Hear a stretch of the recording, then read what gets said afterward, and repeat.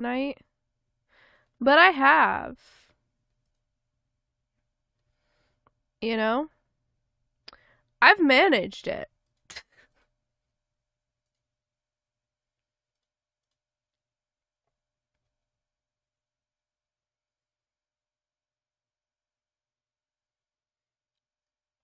You know, I feel like it's honestly pretty impressive that I've managed to soft lock 2 games.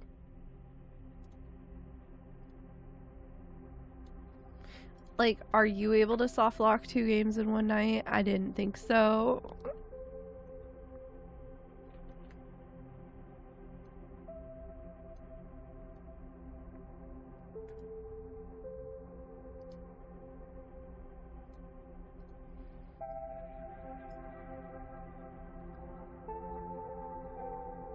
So I actually played Citizen Sleeper 1 fairly recently. So it's pretty interesting that 2 came out shortly after. I'm probably gonna go with this one, the intended difficulty.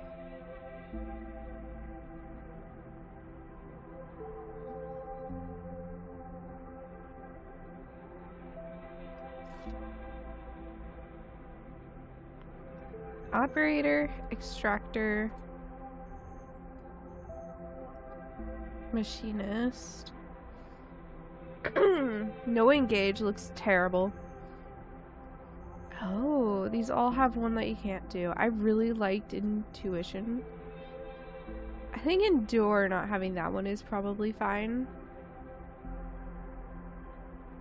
Accrue stress to reroll your action dice.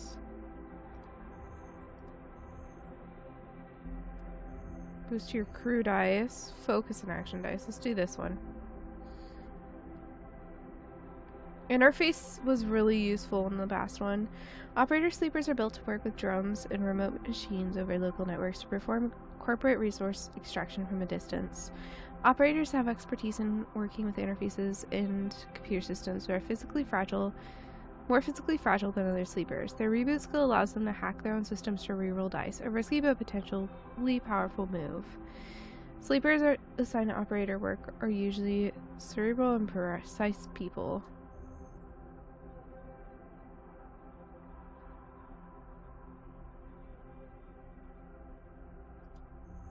We'll do this one. Oh yeah, this game has great art. The first one did anyway.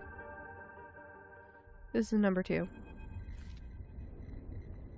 In the moment before waking, the dark space before conscious thought, you struggle to find the pieces of yourself. Usually these pieces come together with a particular cadence, each appearing sequentially, like the boot process of an old terminal. First, your body.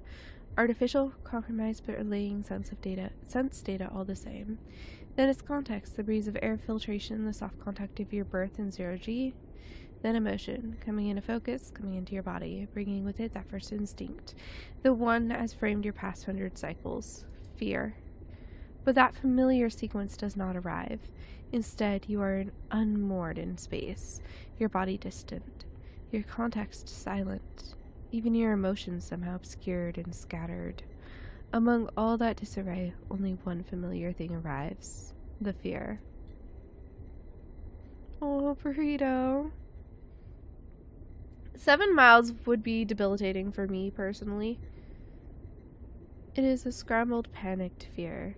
The drowning fear, the falling fear, the fear that makes you reach desperately for any stable point. It is the fear that tells you something is wrong. Something is very wrong with you. Wake up, sleeper.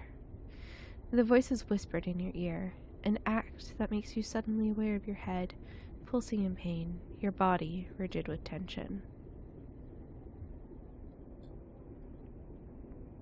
Sleeper, a familiar name, a mind copied, emulated, a body built, implanted, one person sleeping until their debt is worked away, their double being made to work, to be consumed, and eventually to be destroyed, a proxy, an emulation, a sleeper. That is what you are. But you escaped. You remember that now. Broke free of your corporate creators, SN ARP, in search of a future. You cannot remember the details of your escape, but you know the fear has been with you ever since. All of a sudden, you remember you have eyes, and your eyes flicker open. Ooh, this is a cool looking character. Pale eyes and a pale face, Lane. The name comes with its own specific sensation of fear, the one you recoil from instinctively. Sorry to interrupt, a sharp smirk, but this ends here. You search your mind for more than a name. Is this how you reward me for my generosity? Lane is leaning over you, horizontal, floating body, looking down into your eyes. I took you in, protected you, gave you a purpose. You try to look away, to the corners of your vision, to find something you understand. Your body does not respond. But I suppose that wasn't enough. He reaches into the pocket of his jacket and retrieves a small vial. This wasn't enough. The vial glitters. This object you know, and have known for a long time. Stabilizer, the drug that keeps your artificial body, your emulated mind, from inevitable decay. The only balm for your planned obsolescence. The liquid rolling in vials fills you with disgust. Shortest hike you've ever done was a 2-mile portage. Oh, I've done like 1-mile hikes. I want to get in I want to like start hiking and stuff, though. That'd be fun. Lane pockets the vial, but it would have been wasted on you now, after what you've done to this body of yours. He looks at you with a palpable disgust. Lane's eyes scan your body, and as they do, you become aware of the wires and tubes attached to you. Those that were meant to free you from your dependence, from the stabilizer and the control it grants Lane. They are free, you piece of trash. They don't need you anymore. The voice comes from somewhere behind Lane's head. It's a voice you know, but when you search your mind, trying to understand why, you only find dizzying darkness. Shut him up. Lane barks the command, and you hear the sounds of impact, of pain, from somewhere else in the room. You try to move your limbs again, and this time you feel a flicker, the twitch of a finger. You feel the extension and the compression of a synthetic muscle. Free, are you? Lane smirks. You were free when I disabled your tracker, when I gave you the stabilizer you needed. He scans your body with angry eyes. Now you aren't free. You're just broken. I had such big plans for you, Sleeper. I invested in you. Lane grips your arm hard, and you feel a jolt of reaction. You will the arm to move. But you have ruined all that. You want to get into a backpacking type thing too? It was supposed to be a group little hike, but no one showed. I'd go with you. Lane speaks louder, over the sound of the struggle behind him. I will try to preserve your body, of course. I have my own uses for it. But your emulation? You feel one of his hands searching behind your head. He finds and grips the thick cable running into the port at the base of your skull. I will burn that out. Lane jerks forward, slamming across your body, then spinning away out of sight. You feel yourself rolling, the cables plugged into you looping and wrapping around your limbs. And then you feel hands steadying you, pulling cables. You glance around wildly and see someone diligently unplugging you. You meet his eyes. Hey! He waves a hand at your dazed face. We need to move. Lane won't be out long. He unloops the cable from around your wrist. Sleeper, help me out here. You blink slowly. Do you know this person? He leans over you and you feel his hands on the connector, flicking switches, releasing locks. Come on, come on, come on! He tugs the connectors clear and pulls you up. You see the room you are in for the first time, filled with tech and terminals, wires waving everywhere, all lit by big windows looking out on an impossibly bright, screen-filled street beyond.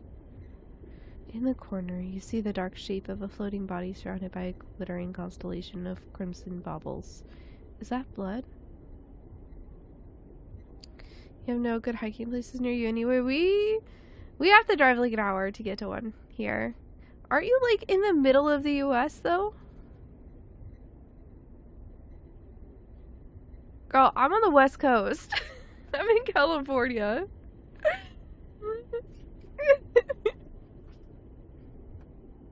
Like, I'm down, but I'm in California. Yeah.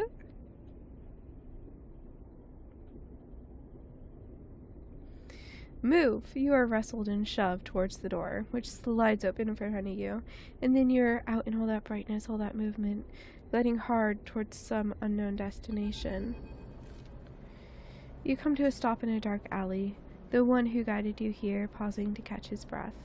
He doubles over beside the massive lace support unit that sends a lukewarm breeze across your skin. You stare at him, trying to recall anything about him. You notice his tattered jacket, his lightweight clothes. You remember this station runs hot. Something about the power that flows through the place. He looks up and meets your eye. What's going on, sleeper? He wipes sweat from his forehead and flows it away from the warmth of swarm of spheres. Talk to me. Who are you? You see a concerned frown cross his face. Don't mess with me, sleeper. That's not funny. He comes closer, eyeing you carefully. What station are we on? He narrows his eyes, waits for the answer. You close your eyes, trying to recall. You force your way through the dark to the image of a station. No, a city, growing on the back of a vast set of hexagonal solar cells, shadowed by them. You open your eyes. Dark side. The word leaves your mouth like an exhale, an instinct. Before you heard yourself sound it out, you didn't know it was there.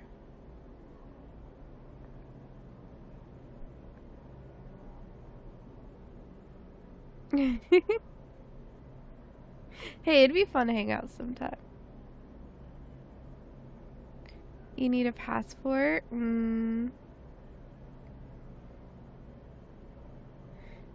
Yeah, I don't know what would be weird, sorry.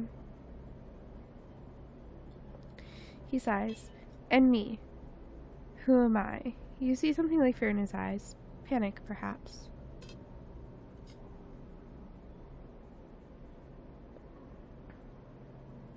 You stare hard at his face, the slight upturn of his mouth, the intensity of his stare. Nothing comes. He closes his eyes and drops his head, putting a hand to his temple. The reboot. He's speaking quietly to himself. Lena interrupted the process, and... He lifts his head and stares at you. We need to get going. We need to leave. He turns and kicks off down the alley. Come on, the rig can't be far. As you are led through the passages and service ways of the station, you try to recall your life here. The texture, the temperatures of Darkside feels familiar, but you struggle to pin specific memories to it. Focusing hard, you can recall waking up in these passages cycle after cycle. The rhythms of the station flowing over you along with the crowds. You recall desperation and the slow decay of your body that caused it. Then Lane, those pale eyes, offering you a glittering vial, stabilizer. The promise of supplying more for your work, a deal he locked you into like a cage. There, your memory fails you. But in the dark beyond that moment, the residue of panic, of fear, remains.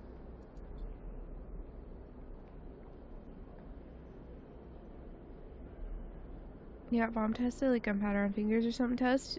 Because you guys look so nervous. Oh! You are Lane's prisoner, Lane's plaything. You shudder in the cold passage. Wait. Your guide holds up a hand, and you stop your glide using the wall.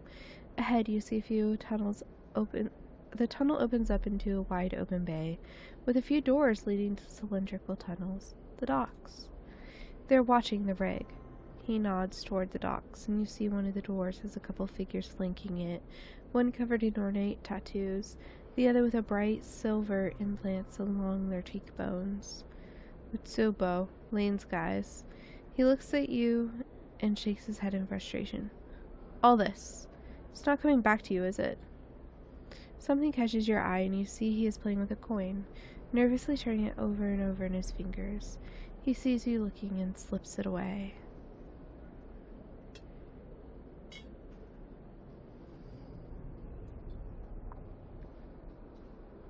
He places a hand on his chest. I'm Seraphim, right? Alright? He looks pained when he speaks. Lane. He was our captor, both of us. We did this so we could escape. We needed to reboot you to break your dependence on stabilizer. He pauses. You know what that is, right?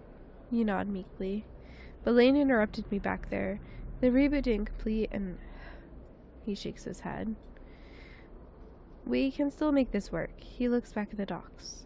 I'll lead them away. You get to the docking bridge open. If we make it to the rig, I know how to get us in. Got that?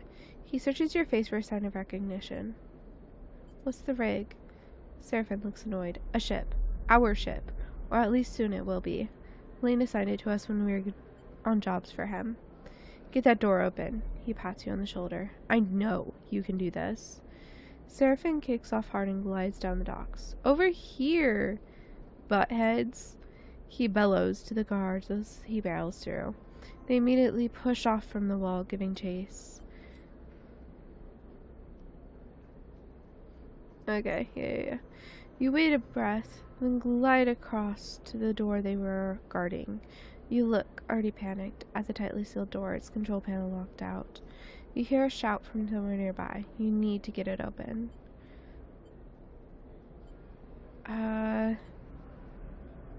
Let's hack the door. A. Neutral. You shift to the control panel, trying to understand the readout. The door is on emergency lockdown. Somewhere you hear more shouting. Your fingers hover over the keys. You switch to the administration layer and begin flooding the door operation system with spoof requests, desperately hammering the controls. The control OS crashes and the door judders halfway open before failing. Go! Go! Seraphim flies past you through the doorway into the docking panel. You see the two guards approaching fast across the docks and quickly glide over Seraphim. Seraphim is already at the rig store, inputting an entry code. The rig store scissors open and you both rush inside. Quickly! Seraphim grabs you by the arm and drags you up to the cockpit, the ship's layout hazy in your mind. He dumps you into a flight seat and straps himself into his own. You see him tap a series of buttons as he does, talking to himself. Come on! The rig's drive rumbles to life and Seraphim slams a button on the console. You feel the force of the ship's acceleration as it pulls away.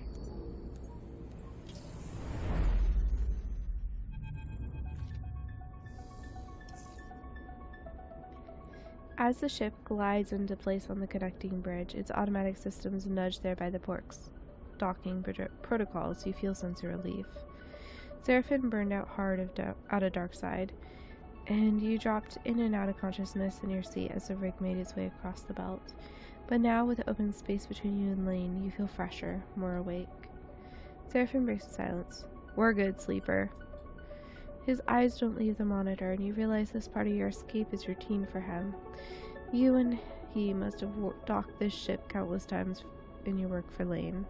The problem is, you don't remember any of them. We made it, he whispers, closing his eyes and letting out a sigh. We certainly did. He turns, and you see a pained look on his face, as if remembering something difficult. Have you said this exact thing to him before in the same situation? Are you okay? He looks at you, chewing almost out of his lips, searching your face. Not really, he puffs. Seraphim reaches up, flicking through a set of switches in a practiced fashion, completing the shutdown. You watch a little frustrated with your own uselessness. Running the rig, you realize it's just another thing you've forgotten.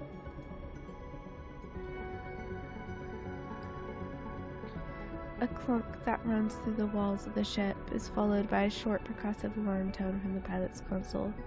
Docking complete. Seraphim kicks off from his seat, twisting as he glides past you towards the back of the cockpit. His hands find the rails on either side of the door and he pauses, facing into the corridor beyond. He turns back to you, backlit in gold cyan. We need a plan. He glances around. Lane's not gonna let us slip away quietly, he sighs. We need to talk. Seraphim furrows his brow. Not here, sleeper. We need to forget. He flinches, the words coming out wrong. We need to focus on something other than... He pauses again, unsure. Us. He sighs. We need to survive this thing first. Then maybe we can talk. That isn't fair. Seraphine's eyes flash. What isn't fair, Sleeper, is I just gave up everything for someone who can barely remember my name. He tenses at his own unexpected anger. We are not doing this. He slams the metal of the cockpit wall. Not now. He closes his eyes and looks down. Just let me think. He fixes you with a stare. I need to think. We have bought ourselves some time. He glances through the cockpit window at the blinking lights of the station. You may not remember the hexport, but I do, and there are plenty of opportunities here for us, if we can keep our heads down. He turns back to the corridor. That's what we'll do.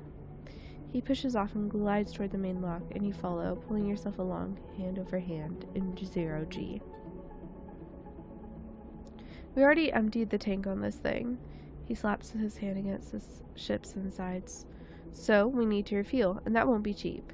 But if you and I know one thing, Sleeper, it's how to work.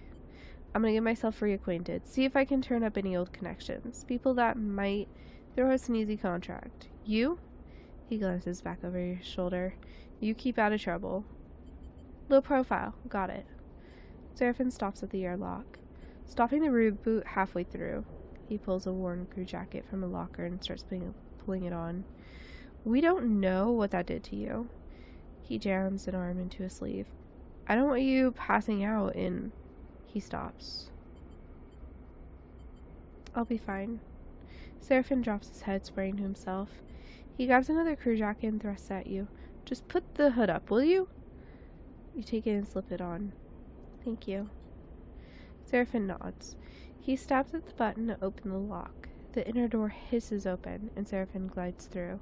Wait for a little bit, then leave. Anyone looking for us will be looking for two people traveling together. He looks at you in your worn crew jacket, a limited disguise for what is clearly a sleeper. We meet back here later. Any trouble? Same thing. Meet here. He surveys your disguise again and shakes his head. This is a bad idea. He gives you one last look. Maybe you find yourself something to eat. Suddenly, you recognize Seraphine's instinct to look after you. A flash of a relationship now lost to the reboot.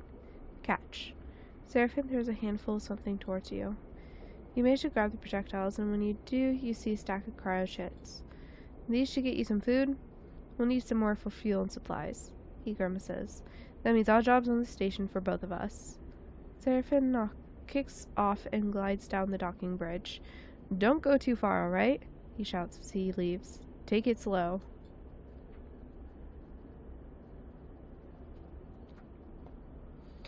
And with that, he is gone, leaving the connecting bridge and heading to Hexport's docking concourse.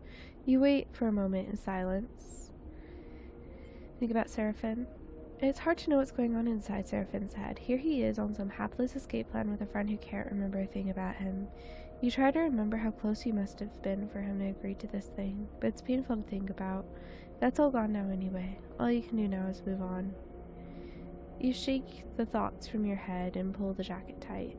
Let's see what Hexport has to offer. You kick off and glide into port. Alright, the game runs in cycles. I know about that all because I played the first game. So there's the docks. Skill checks, yep. I don't think I can do engage, can I? No, I can. Okay.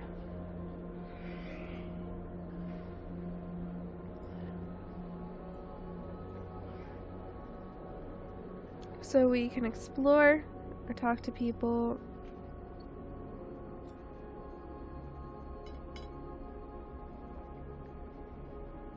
We can reduce stress and then regain energy.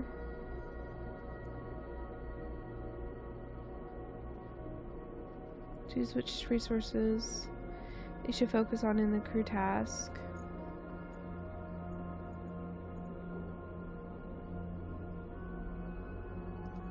Okay.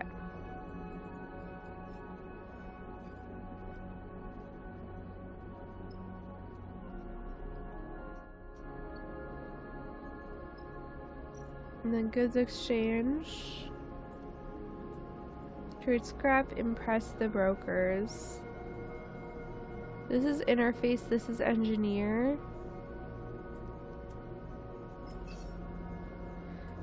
Engineer, this is the one we can't do? Hold on.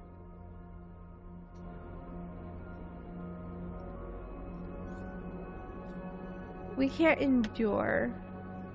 We can do engineer. Okay.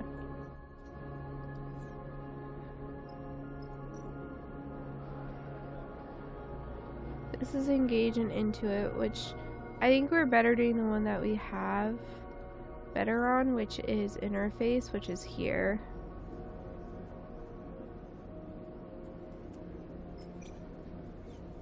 Okay.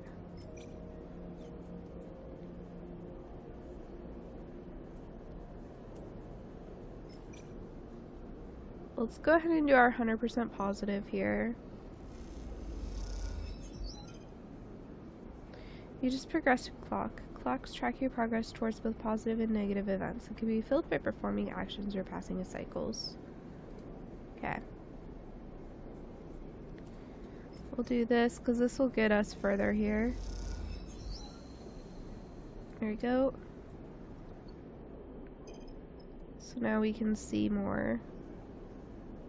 Buy fuel, fill fuel. Buy supplies, fill supplies. So it's 5 cryo per, and I'm gonna need 25 total. What kind of supplies can I buy?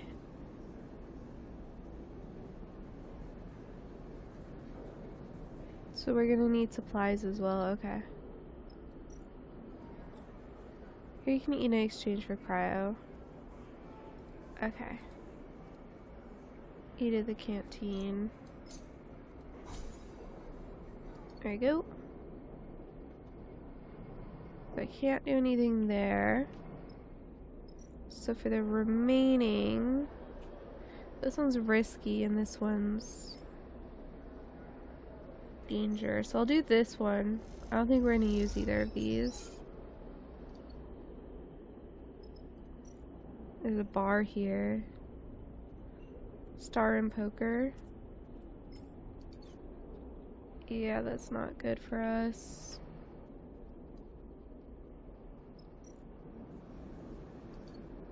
That's just buying stuff. Same here. And there's another kind of food we can buy here.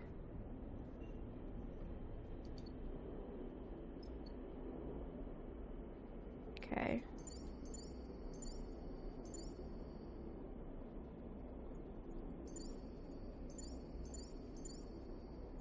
Yeah, we're gonna want odd jobs for the crew. Although getting that fuel would probably be good.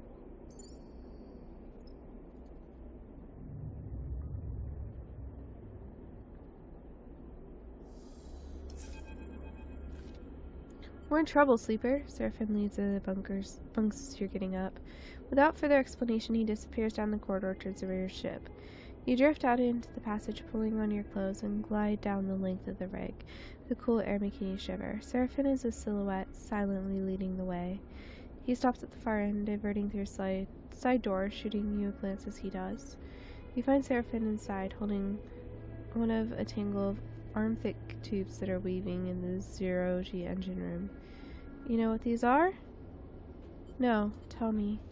These are the engine's feed lines. He waves one in the air. And, before you ask, no, they aren't supposed to be waggling loose. What happened? These must have broken loose when we pushed the ship hard on our way out of Darkside. He looks at the mess. We're lucky our reserve tank is empty, otherwise, he shakes his head. It would have been bad. But, he pushes the pipe to the side. No feed from the reserve tank means that the rig's range is limited to the local region only. He thumps the large lump-in housing of the engine. This thing can't take us anywhere far.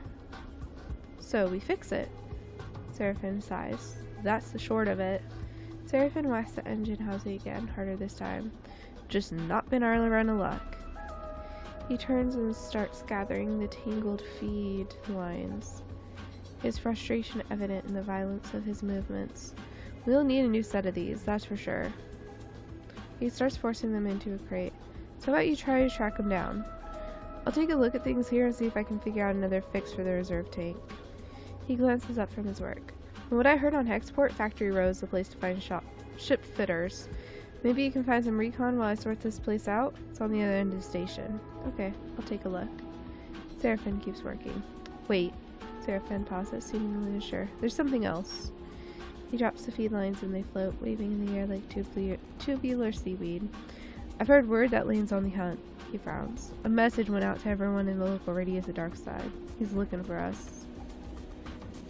And we can't leave. Exactly. Seraphin sighs, which is why we need those feed lines. I'm gonna try to work on something out. Maybe I can improvise a solution. I don't know. He looks down. I'm no ship fitter. But while I do, you go hunting. See what you can turn up, okay? He smiles a weak smile. Get going. You leave the engine room, the clinking sound of Seraphin's cleanup efforts echoing through the ship. Fuel feed lines. That's the next step. You take a deep breath and head out. You have discovered a drive. Drive yourself a track and choose your objectives. Okay.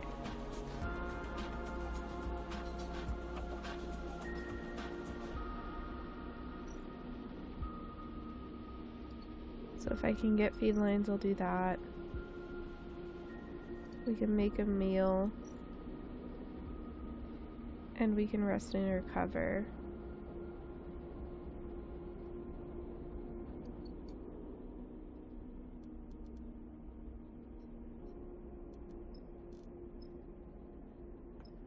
Okay. Factory Row. That's Endure, which we're not good at. Or we can do Into It. Factory workers of the row speak mostly in terms of supply and demand, but going door to door might help you find the ship fitter you need. Oops, that's not what I wanted to do.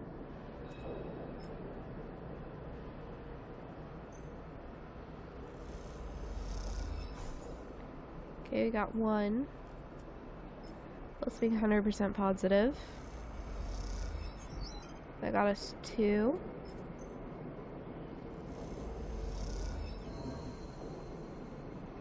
And we got there, we just lost some hunger.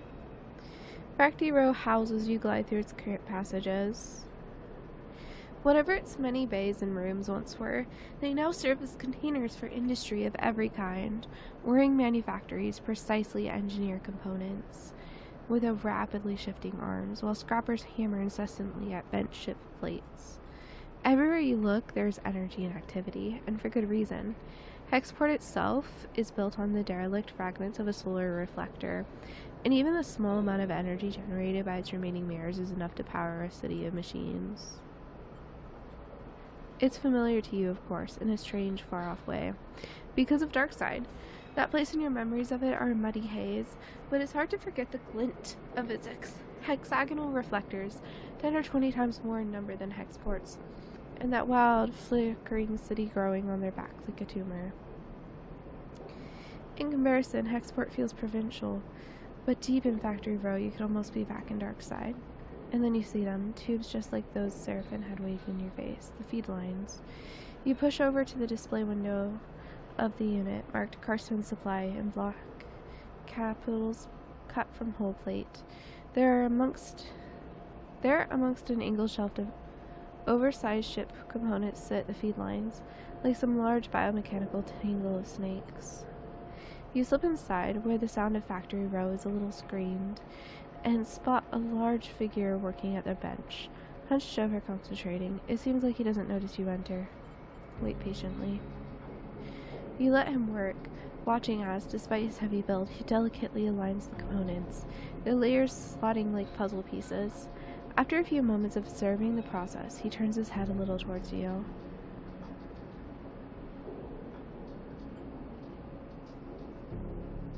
You got distracted, no worries. Is this a summer camp thing you flew up there for? Oh, okay, that's fair. Yeah, that doesn't sound fun, Burrito. Can I help you? His accent is heavy, but unknown to you. These feed lines, how much? There's a sharp clink as Carstone places his tools and component against the magnetic plate on the wall. He turns with surprising grace and begins cleaning his hands on a cloth. These sharp eyes scan you, but Carson's thick-set features do not betray the results of his assessment. Custom-built those for a client that never collected. He looks at his hands while he speaks, checking for his stray oil stains. You have one of the old MEVs, then. He thumbs out the letters in a way you don't recognize as he speaks. You try to recall anything you know about your ship, but the memories elude you. Perhaps Seraphim should have come along. That's right. Carson nods. Always good to see one of those still running. Look. Carson drifts over to where you are standing, his imposing height evident. For a fellow enthusiast like you, he continues in a distinctive monotone, let's say a few hundred cryo on clean chits. He shoots a glance at the feed lines. 400, let's say. To be precise. I don't have 400. Carson looks you up and down and sniffs. It's expensive, I know. It's a shame. It's just what they are worth. He screws up his smile a little into something that might be a smile. However, I'm more in the bartering type myself anyway. Barter sounds good. Carson nods sagely. There's a little favor I need a crew for, and well, you look like you might be a good fit. He tucks the cloth away in a pocket and clasps his hands. I know of an old Solheim wreck out there, very old, pre-collapse. It's tucked away in a dead zone, so no one has ever really cut it. He shrugs. Not only that, but Solheim derelicts have a habit of triggering nasty security protocols when approached by an unfamiliar ship, so it's been well left alone. But a salvager like you, with an old Solheim rig, I bet it wouldn't even flinch if it saw you coming. He smiles. I have a special interest, a need for that old tech. All those Solheim ships had data core. Well, I don't care about the accounting reports or material ledgers or whatever they kept on the thing. I do care about the hardware. So, if I was to find you here, with that data core in your cargo hold clean cut and complete, well, then I could see my way into doing a straight barter for those feed lines. Carson pauses, sniffs at the air again. You just need the coordinates.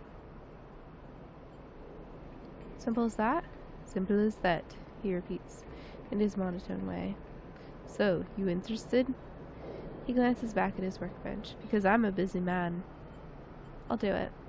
Alright then. He holds out a heavy hand for you to shake, and as you automatically reach out, he grabs your forearm instead.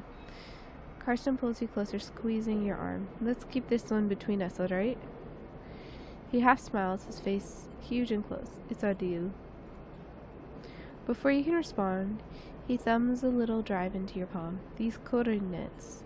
And then he lets go of your arm with what you swear is a wink. You take a moment to gather yourself, and by the time you do, a whirring fills the air. Carson having returned to his workbench. You turn and glide out of Carson's supply with a growing mix of anxiety and excitement in the pit of your stomach, and the cacophony of Factory Row in your ears. A contract. Seraphim might even be impressed. You look at the drive in your palm and smile. This could be a route out. You think of leaving this place behind, in possession of an improved ship, too. Suddenly a small but firm hand falls on your back, an equally small voice coming from it. Hey, wait up! Oh, she's not like a kid. Okay. You turn in the passage to see a young woman, her hair waving in the rapid glide as she clearly just came out of to catch you. She steadies herself using your shoulder. Sorry. She smiles a quick and flat smile. Wanted to catch you. I'm Junie. Her dark eyes flick around nervously. You notice the portable terminal she carries, something data scrappers call a deck, and her backpack, full of components and trailing wires. Do I know you? She pauses, confused by the question. No. She pauses again. Karsten, she thought, still catching her breath. He sent me to grab you. She smiles that flat smile again. Wants me to come with you on the job. Her eyes shoot down to the drive in the palm of your hand. She smiles again. Why didn't he tell me? She glances back toward Carson's. I guess he forgot? He does that sometimes. She looks sheepishly at you. He just grabbed me after you two were done talking, so... Carson's always sending me on things like this. I guess he wants me to help you out. Keep an eye on things. She pauses. I can be pretty helpful. So, she looks around the passage. Should I meet you at your ship and you can tell me when you're ready to go? I'm not sure. She looks nervous. Sure, I mean, you aren't sure when you're leaving? I'm not sure you're coming. She pauses, thinking. I mean, Carson said I need to go. She glances back at the shop's direction. And he does get pretty mad when people don't do what he asks, she shrugs. Let's see. Okay, she glances around. Carson doesn't like waiting, but it's up to you. Junie pushes off and waves. Looking forward to working with you. She calls back as an afterthought. What about the ship? Oh, I'll find it. She calls back and disappears down the passage. As you go, glad of the contract, but nervous too. Will Carson keep up his side of the bargain if you deliver? I don't know about this sleeper. Seraphin looks nervously out the Riggs windows as you finish explaining Carson's deal, as well as Junie's offer of help. If this job was easy, Carson would have done it himself already. That means there's a catch. He frowns at the stars. There's definitely something going on with this Junie girl. He shakes his head. What choice do we have? What if? Seraphin narrows his eyes. We could get the crowd together to buy the feedlines. Why? Carson wants to barter. You're right. Seraphin sighs. I just can't shake the feeling we're wandering in blind. Plus, Seraphin gives you a sly look, I did manage to turn something up in my station wandering. I found a contract board at the exchange, further in station. He gestures towards Hexport. We take on a job that might get us some way towards buying those feedlines. Plus, even if we do want to take Carson's job, a bit of money to get ourselves prepared wouldn't be a bad idea. Fill up on fuel, supplies, be ready for whatever comes. Do we have time? Probably not. Without crowd for fuel and supplies, we aren't going anywhere. Seraphin sighs. Just take a look at the contract board, see what you think. While you're at it, you might want to see if you can scare up some freelance crew too. Seraphin shrugs. Many hands make light work and all that. Or we stop messing around, we take Carson's job right now, get it done before he can think twice. Seraphin yawns. Seems like a whole set of bad options to me. Either way, I've still got work to do on the drive. Seraphin nods a farewell, heading back to the engine room. Let me know what you decide. For a moment you pause, letting the haze of the plans and ideas settle in your mind.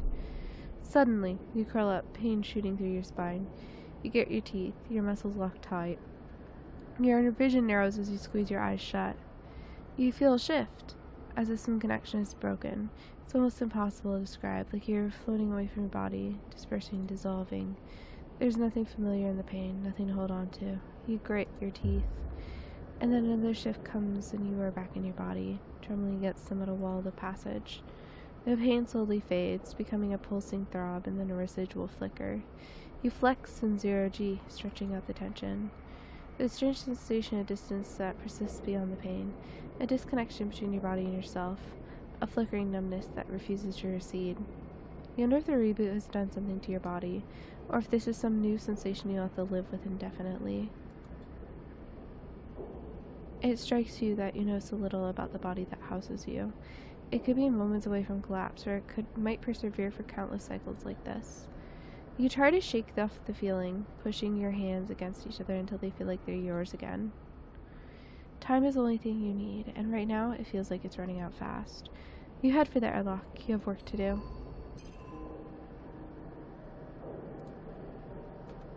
Okay.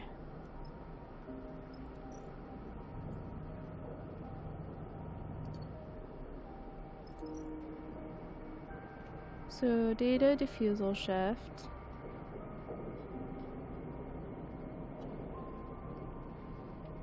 And scrapyard shift.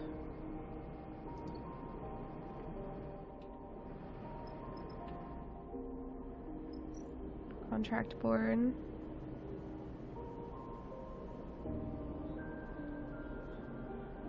Okay. But you need coordinates for that. Or we could fill our fuel.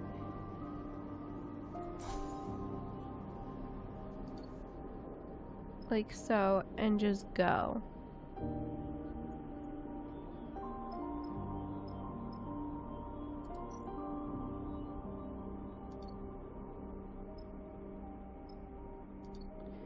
How do we just go?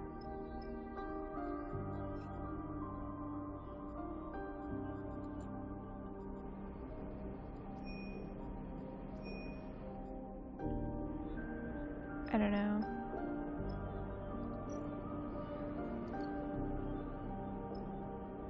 Can we get to know people here?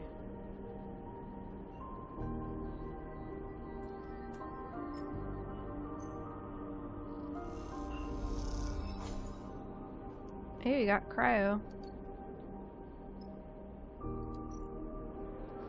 Is there something relatively safe that we can do?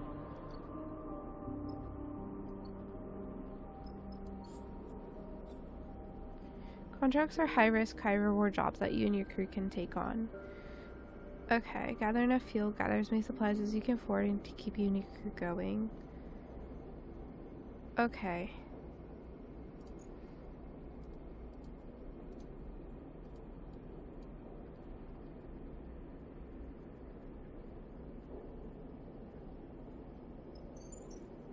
Let's do it.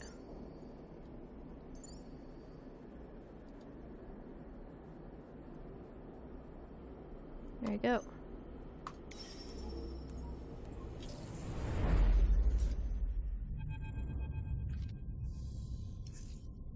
The Solheim derelict fills the cockpit windows, the all twisted plates and skeletal strutwork. You watch it in horror and fascination as Seraphim completed the approach, both of you silent in the presence of this decaying beast. Now as you settle beside it, Seraphim is the first to break the silence. This thing is already dead. He shakes his head. It's a corpse, sleeper. He nudges the ship closer, looking for a place to dock. I touch this thing too hard, it'll crumble to dust. Stay silent. Seraphim glances back at you. No advice? Take us up to there. That's the bridge. Junie points toward one end of the ship, and both you and Seraphim turn around, having forgotten she was even in the cockpit. She hasn't said a word since you departed. She glances at both of your bemused faces. What? She looks away. Sorry, that's where we need to go. She stops pointing. Seraphim nods towards Junie. She's not wrong, sleeper. The bridge would be a good start. Let's assess the wreck. Junie settles silently back in her seat. She looks away out of the cockpit, and you aren't sure if she's upset or just embarrassed. Carefully, Seraphim opens up the ship, brings the ship close to the derelict, and guides it along the hull. The rig's lights ripple over the broken surface, finding gaps and cracks everywhere. It seems remarkable that the derelict is still held together. Shoot, Seraphim hisses as a huge spinning piece of debris drifts in front of the cockpit. He pushes the rig down beneath it, squeezing between the debris and the hole. As he does so, an ear-splitting screech signals the rig scraping across the derelict's skin. You freeze for a moment, waiting for the breach sirens to sound, but the moment he passes and you relax. You glance at Seraphim. His face betrays no emotion. This isn't safe, Seraphim shakes his head. I'm gonna find somewhere better to settle the ship, then we need to suit up and work our way along the hole on foot. You look back at Junie and see you're still in her seat, eyes wide. You okay? Junie looks at you, and there's a sudden unfamiliar hardness in her eyes that surprises you. Then, a moment later, it is gone and her gaze softens. I'm okay. She smiles a flat smile. Don't worry. Seraphim brings the ship away from the derelict's hull an inch at a time, then slowly brings it around to settle close to a mostly intact hull plate. This section is fairly free of debris. He nudges the ship a little closer. We should be good to hold here. Seraphim unclips his seat, and you and Junie follow suit. As you glide down towards the airlock, Junie silently follows. You can't help but feel judged. As you reach the airlock, Seraphim begins suiting up. If we're lucky, that little collision hasn't started a cascade that will end with this place coming apart under our feet. Seraphim violently kicks his legs into a set of EVA trousers, clearly irritated by his own carelessness. It wasn't your fault. Seraphim shoots you a look. Fault isn't going to matter when we're floating off into the black. This is a delicate job, Junie says quietly, almost to herself. The data core will be fragile. She casts a furtive glance in the direction of you and Seraphim. Very fragile. Understood. Junie nods appreciatively. The rest of the preparation process takes place in tense silence, each of you considering the delicate job ahead. You suit up too, though you don't need a helmet to breathe. You slide one on and lock the seals for protection. This wreck isn't going to give up its salvage easily. The core should be near the bridge, maybe even inside it, but there's a lot of wreck here, and there might be good salvage tucked away in the cargo hold. Once the suits are on and the seals are checked, you cycle the lock and stare out at the vast expanse of the twisted hulk before you. Time to go to work. Okay. Welcome to your first contract. Well, on a contract, you will be able to assign 2 dice for each crew member as you would assign your own dice. Okay. Certain outcomes, the crew will take crew stress. Well, on a contract, your energy bar will automatically be supplied for each cycle that you have available supplies. When your supplies are depleted, both you and your crew will take 1 stress per cycle. Contracts also have their own contract stress. When this bar is filled, the contract will fail.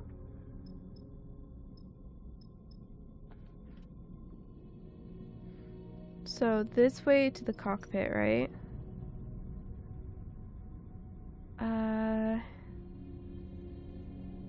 She's good at Intuit like us. He's good at Endure. And that one.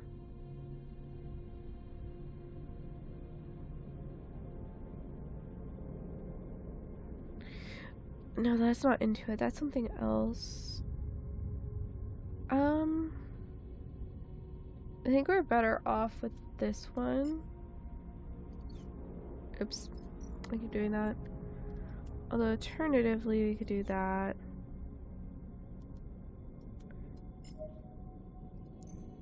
Let's try it. Plus stress, plus cargo entry. Okay. Let's do a 4 here.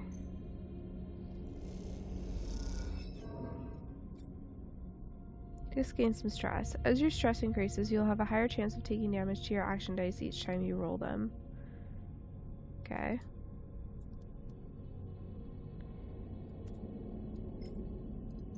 Let's just do this. There we go. Map the base.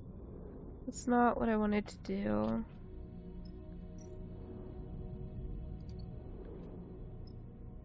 Oh, this is the bridge entry, my bad. So, go ahead and try to force the lock.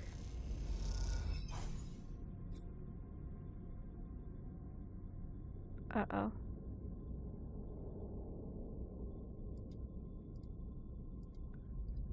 There's crisis at a crisis location. Will breach crisis. Emergency seal.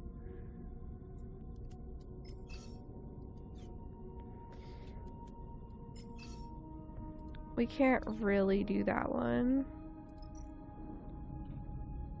Force the lock dissection.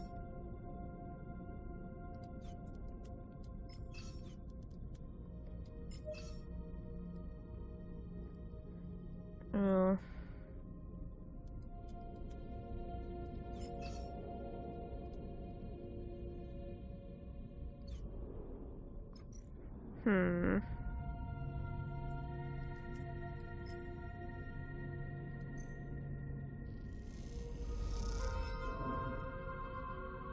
Well, that didn't go well. Try one more time. Dang.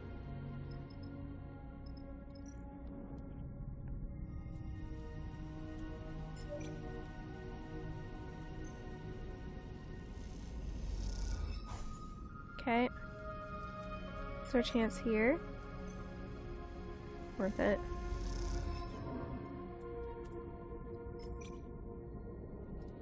Let's try. Dang, we're getting so much stress.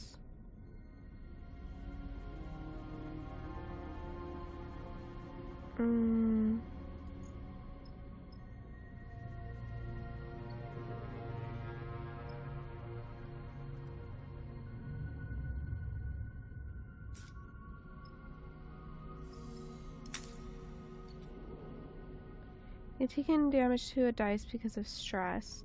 When your dice are rolled at the start of a cycle, your stress indicates if you take damage or not. Higher stress means higher chance of damage. The white markers above the stress bar tell you which numbers will damage your dice when rolled. Each dice has 3 dice health. When this is depleted, the dice will break and must be repaired to be used normally. Okay. Hack protocol, that's interface.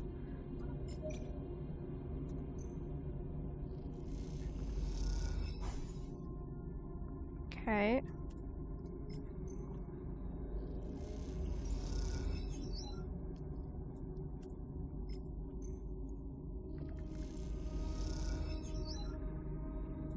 How much? We'll try it.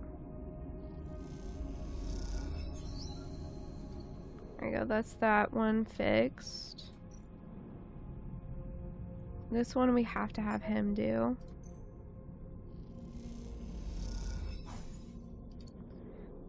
That's gonna take us a long time if we can't even do it. Okay.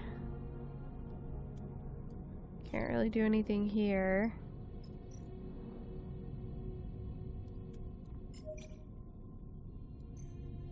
Give this a shot. Okay, I think this is too risky though, yeah. Is there anything I can do with this single?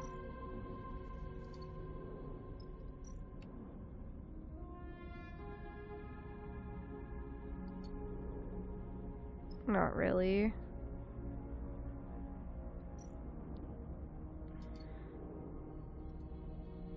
Okay.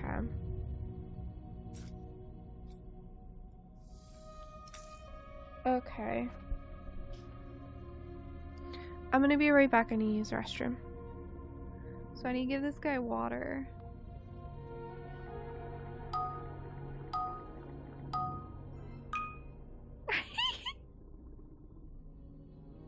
That was great.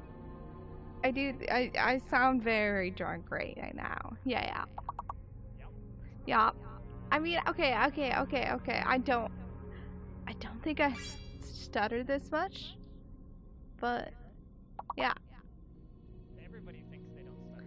I don't stutter that much. Okay, look. Yeah, I don't. Glitched out, but I did still see it, so lucky me.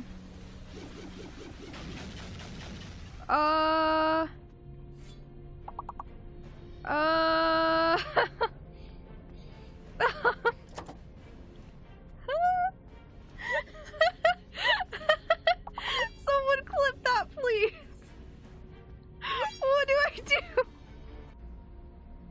Fire. Oh!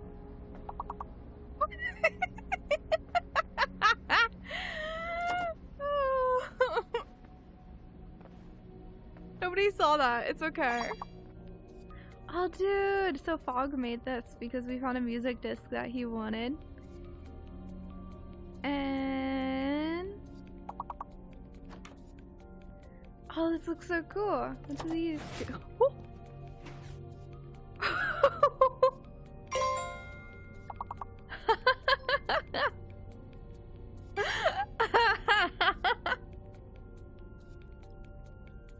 That scared me so bad.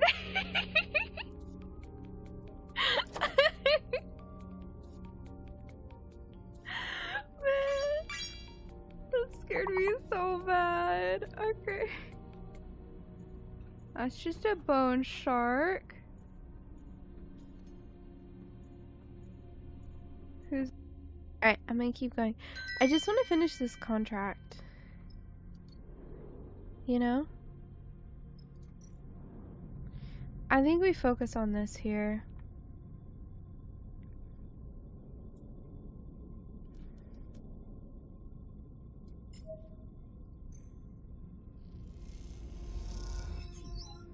So we put our best dice towards this. We should have been doing this from the front.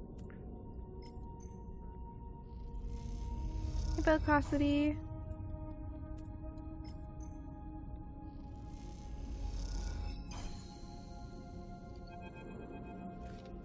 The bridge of the derelict lay silent. The pale beams of your suit lamps catch rows of terminals and clouds of glittering dust. Wires wave like seaweed, and the whole scene appears as if underwater, chaotic but still. Junie glides past you, disturbing the dust and taking you by surprise as she does. She has been a stoic presence so far, but in this moment she seems drawn forward by some force of curiosity. You watch as she bats away debris and begins checking terminals. Let her work. She is already prying an access panel off one of the more intact-looking terminals, and as she does, puffs of rust color the vacuum around her red. Approach her. She turns back to the terminal and finishes prying off the plate. Then, quickly, she reaches inside, fishing around for something. Her hand comes back with a waving cable topped with a thick connector. As soon as she sees it, she slips a keyboard-sized deck out from somewhere on her person. She runs her hand across the back until she finds the right port and slots it into the connector. All of this happens in a few seconds, the routine, practiced, and precise. It's hard not to be impressed. Nicely done. We'll see, she says so quietly it seems mostly to herself. Junie's fingers dance across the deck's keyboard and a burst of static lights up the Solheim terminal screen. The sudden burst of light and color takes you by surprise. Junie's fingers tap away, the terminal screen flashing with blocks of color and lines of code. It buzzes and vibrates as long dead systems force back into chaotic life. Not once it goes dark, the terminal is dead. Shoot, Junie hisses under her breath. Useless. You cannot tell if the insult is directed at the terminal herself. Find anything? She looks up at you as if just waking up from a dream. No, she pauses. Nothing useful. She protectively slides her deck away. The cradle with the data core can't be far. She pushes off from the terminal, gliding away from you. I'll start looking. She calls back and heads to the other side of the bridge. Seraphine glides up beside you. Everything alright? What do you think of Junie? The kid? Seraphine shrugs. You never know better than me. Keeps to herself. He squints at her retreating form. Seraphine stretches in his suit. I have to admit it's nice to be back working, especially now that we are the ones who will reap the benefits. He claps you on the shoulder. Feels good to be taking our fate into our own hands. I know it's pretty rough there, back on Hexport, and out here we're just likely to get shredded by debris to find the data core. But aren't you glad we made a break for it? He pauses and looks down, having asked the question almost by accident. I mean, I am. I still want to speak for you. I'm glad to. Seraphine smiles. You better be. I didn't give up that little dark side cupboard I was living in for nothing. He laughs at his own joke. Look. Seraphine jacks the suit's wrist seals. Once we got a bit of space behind us, once we gone the distance, if we even managed to get that far, he furrows his brows. Don't feel like you owe me. I'm no charity case. But I hope you're doing well, Bellicosity. You want us to go our separate ways? Fine by me. He meets your eyes. Just do me the favor of telling it to my face. I will. Seraphine nods but doesn't respond. After a moment, he shines his torch out into the dark, checking the rows of terminals all across the bridge. You watch the glittering dust as it eddies to the beam. Seraphine sighs. Let's get to it. You watch as he crosses the bridge, his torch throbbing in the dark corners. Probing. My brain is... I'm getting tired. I've been playing this game for like an hour, and that's a lot of reading. Okay. That's a lot of reading. I know.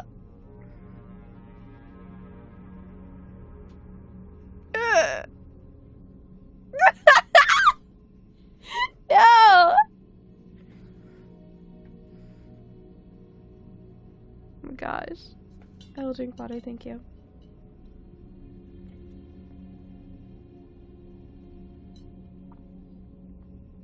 I actually need more water. Let me tell Suwey. Okay. Let me try this again.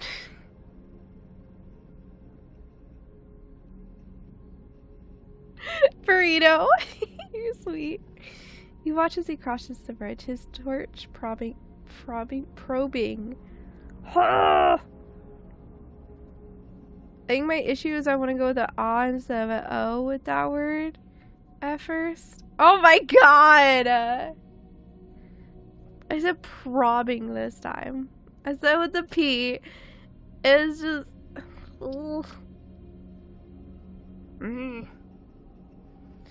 You feel a chill run down your body as you imagine the people that once ran the ship.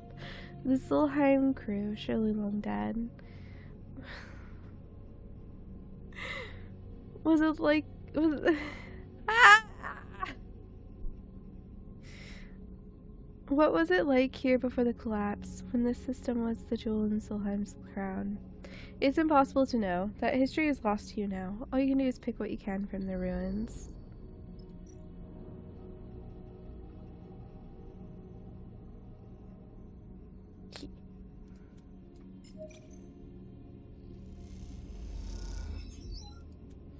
Oh, this takes forever. Oh no.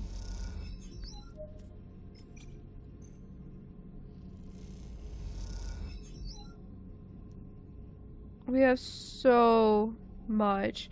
We can do like one more cycle after this. I don't want to add any more stress.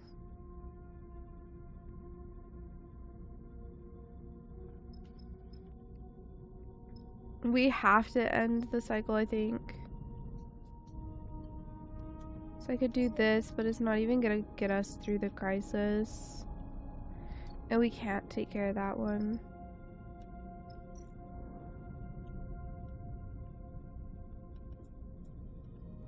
I can't do anything there either. It's not worth it. We just need to complete the quest.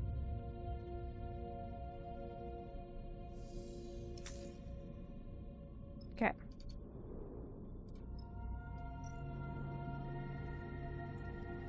The focus is here.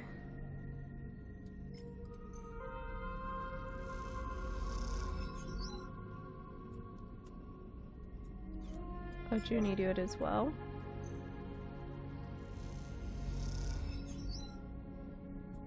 And we'll do it.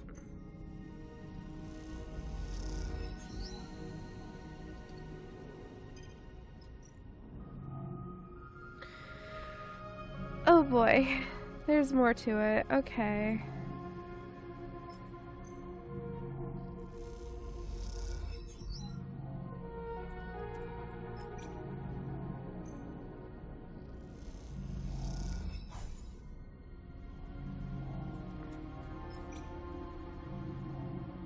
We have to.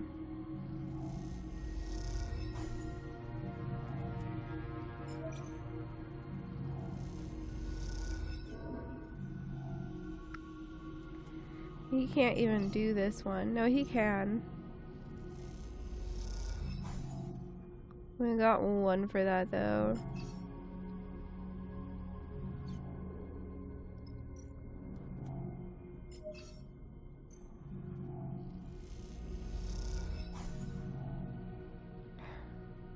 We need more. We're gonna lose this.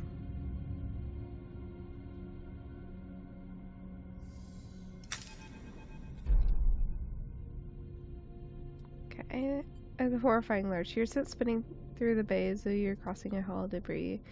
You watch as the side of the bay silently tears open in front of you, a gaping black maw toothed with flying debris. You stare into it, your breath heavy in your ears, your eyes wide. Suddenly you feel a tug on your back, your tether. As you spin back from the sudden arrest of your glide, you see Seraphim holding on to the other end, reeling you towards him. We have to go, sleeper. His voice comes urgently over the comms channel. This place is done. You both make your way up through this splitting derelict in silence, charting a path through what were once passages but are now twisted tubes, like the intestinal tract of some dead creature. Eventually you make out into the surface and find the rig still tethered, but gashed with debris and scars. You and Seraphim exchange concerned glances. We're gonna pay for this. He looks over the damage. Let's hope she still flies. You tether together and push off from the hole, Seraphim guiding you through the debris. Below you, the derelict is swarming, exploding in slow motion, tearing apart in a swarm of razor-edged shards. All this and no core, Seraphim fumes. No, the rig's torn up too. You don't have much to offer an answer. He's right. Seems this job was a disaster. You just hope it isn't terminal. It's gone. Junie's voice comes through faintly over the comms. She must already be on the ship. The whole ship is falling apart. No, really, Seraphine answers back. Contract's a bust. What a waste, Junie says quietly, then the channel clicks off. You arrive at the brakes airlock and bundle yourself inside, noticing the exterior damage. It looks mostly superficial, but it will no doubt take its toll on the ship. Once you're back in the cockpit, you look out at the derelict shattered form. It seems you will be its last visitors. Okay, so we can go home.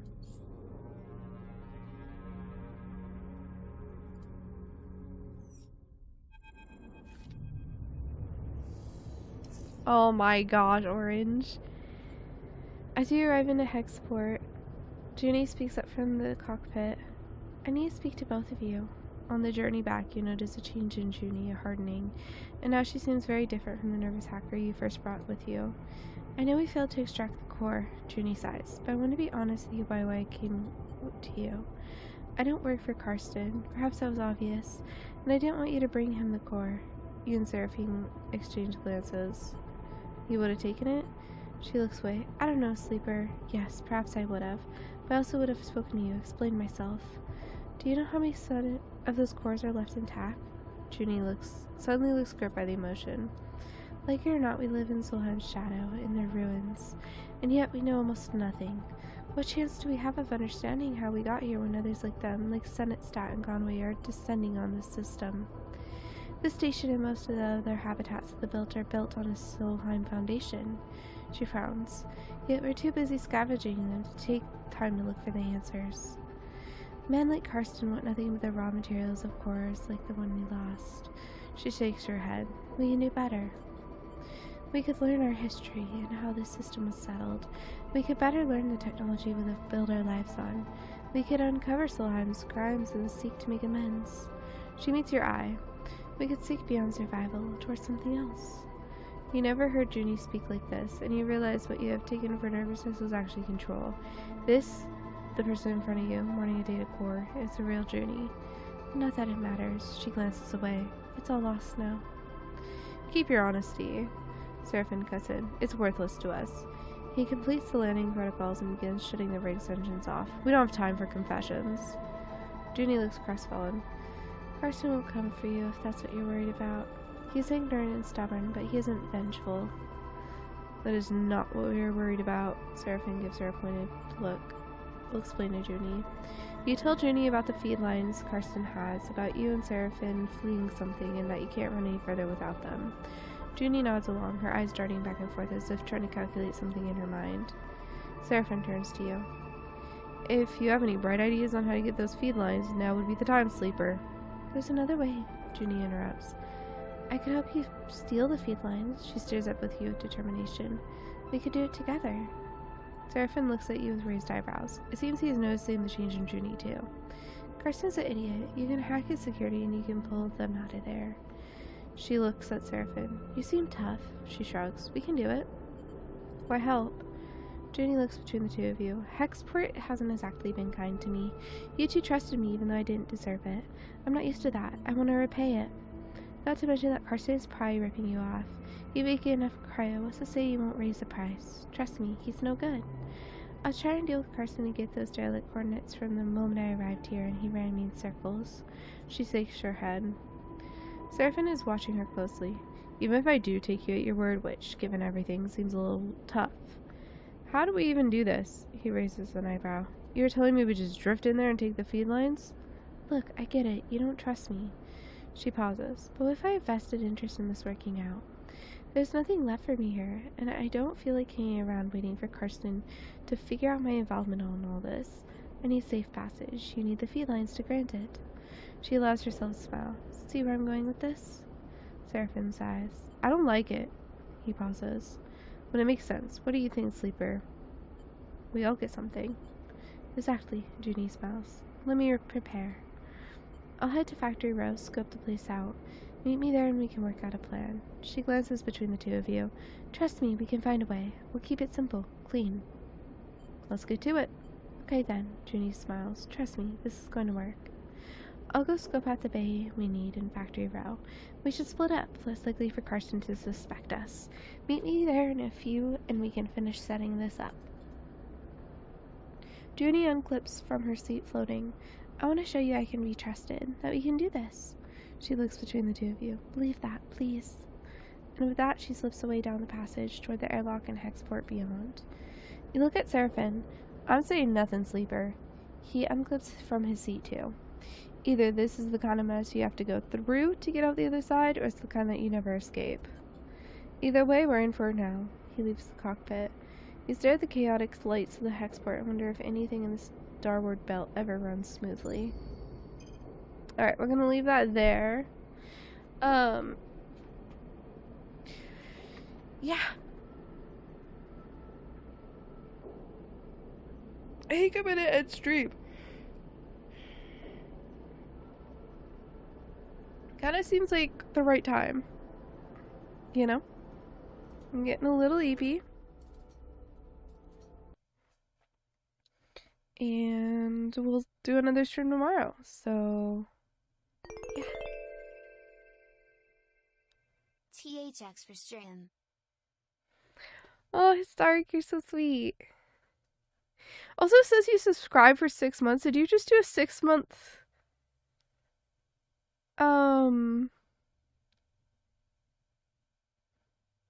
Did you just do a 6-month? I appreciate that, man.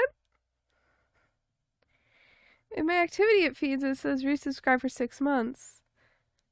That's so sweet, man.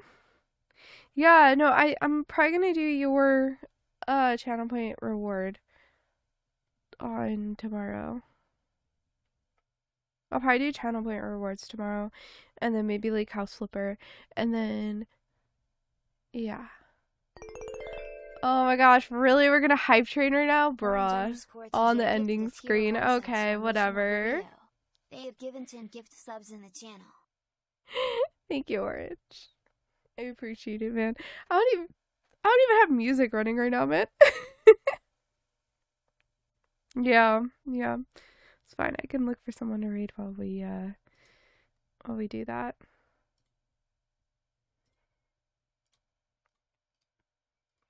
Alright. We're gonna go to roll. He's doing some Rain World. But I gotta wait for this raid train now. Burrito.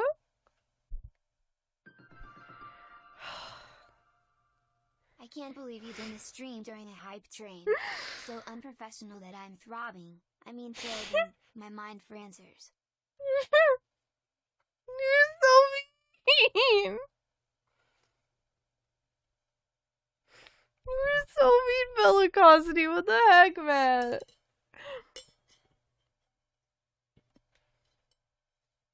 That's just rude.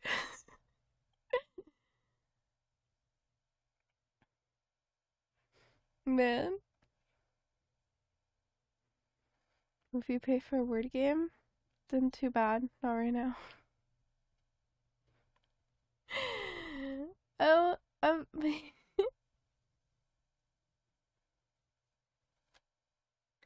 look. Now you know.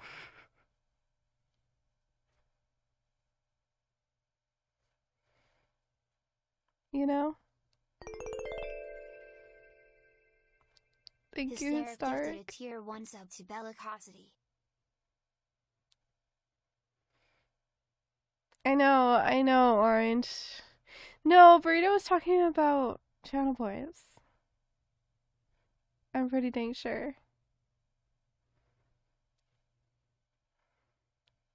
But yeah, no, I'm getting EP.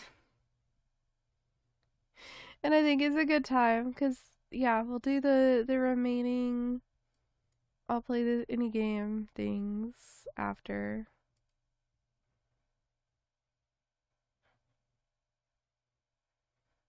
Yeah.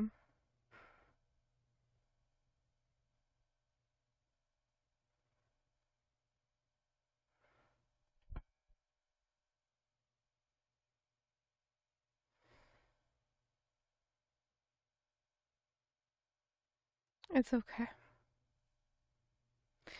I'm not leaving.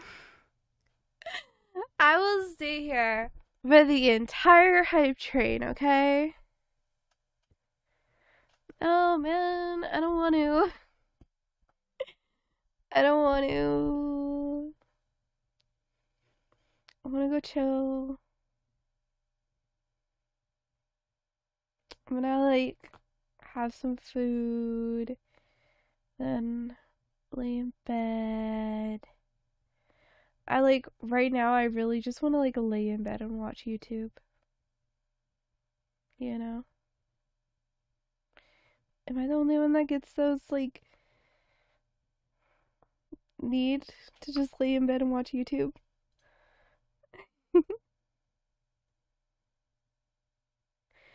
No, no, it wouldn't. It wouldn't. um, I was just getting that kind of money. I don't have water at the moment. I'm gonna grab some when we end stream. So, yeah, no, that would be enough money to keep me stable for several years. That's like I'm making like 50K right now, right? So, that's like 5 years wages right there. Your wife does that, but it's reading fanfics, not watching YouTube. Hmm. No, I just want to like watch YouTube and eventually fall asleep to it. Maybe even just fall asleep right now, to be honest. Sleep all historic. Thank you so much for continuing your sub. It said you were continuing it for 6 months, which is wild. Thank you. That is a commitment. It's not even all the levels before that. Yeah. Oh, wait, really? Jeez. That's a wild orange. That is wild. That is so much money. You put on shows you watch a million times before, so you don't feel compelled to stay up and watch it, so you don't feel bad if you fall asleep mid-episode. I just watch YouTube videos that are like, I don't know, they're not the pinnacle of entertainment, but they're like still interesting enough where if I have enough energy, I'm gonna stay up anyway, you know? So, I don't know.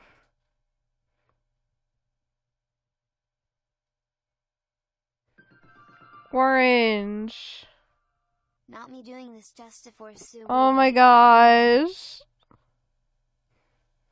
Is that gonna be right at 0%? Do you know like the calculations or something? Bruh. It sure is. My god. How do you even know what the calculations are? He says spot. It tells you if you look. Oh, okay, I see, I see.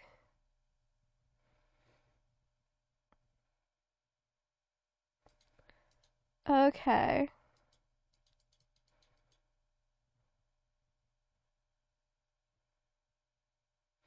There's so many hype train emotes that exist. I like how it shows all the unlockable ones.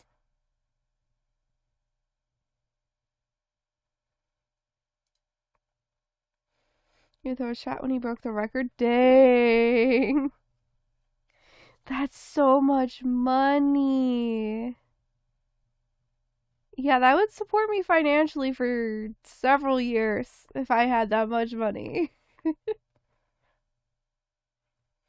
It would be very nice. And then I would just stream all the time. It would be great.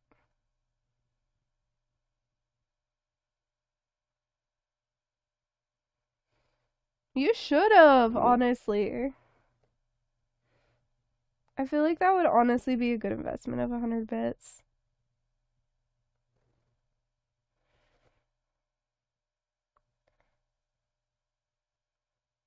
You know? I feel like that's one of the only times I would actually bother with bits, you know? Though they are better than subs in terms of revenue. Like the amount of your dollars that go to the creator. They are the best way to get your dollars to the creator using the platform. Otherwise, you have to go off platform. You don't like them? Oh, I'm curious.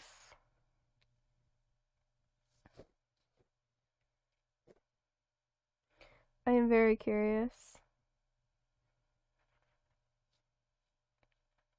If Raul went offline before this hype train finished, he wouldn't though, because he streams for another hour at least.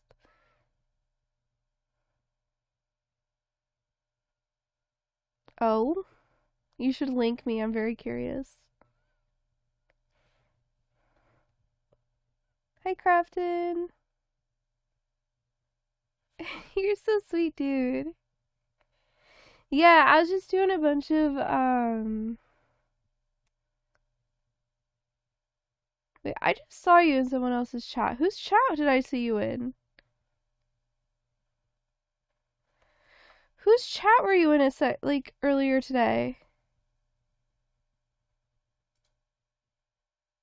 Sims? Oh, that was last night. Okay. I don't know about you, but I'm 22. Ooh woo. Oh my gosh, Animal. Thank you so much for the sub. Oh my gosh, Orange, no. Don't. I want to go chill, man. I want to go chill. I'm gonna go ahead and real quick though.